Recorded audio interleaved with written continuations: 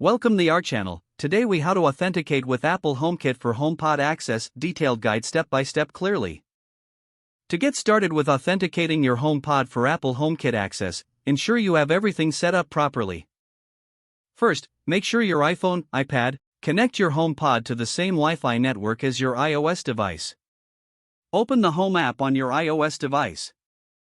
Tap on the plus icon in the top right corner of the Home app. Select Add Accessory from the menu. If prompted, allow location access to ensure the app can find your devices.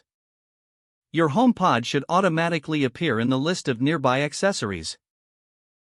If it doesn't, make sure your HomePod is powered on and connected to your Wi-Fi.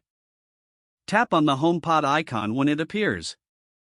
Follow the on-screen instructions to add your HomePod to your HomeKit setup. You may need to enter a code that appears on the screen of your HomePod.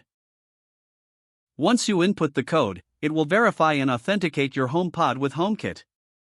After successful authentication, your HomePod will be linked to your HomeKit environment. Next, you may customize the settings for your HomePod, including its name and room assignment. Once configured, your HomePod is ready to control your HomeKit-enabled devices. You can now use Siri on your HomePod to interact with your home automation setup.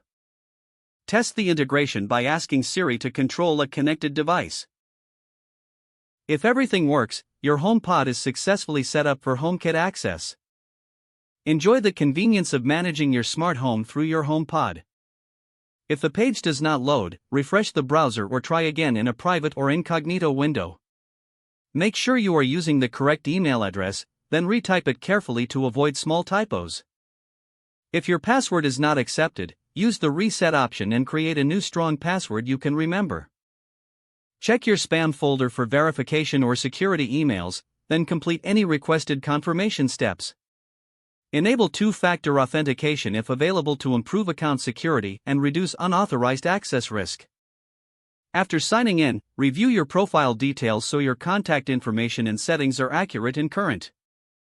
If you see an error message, note it down and try again after restarting your device and internet. Log out when you finish, especially on shared devices, to keep your account and payment information secure. Don't forget to like this video and subscribe to our channel for more step-by-step tech guides.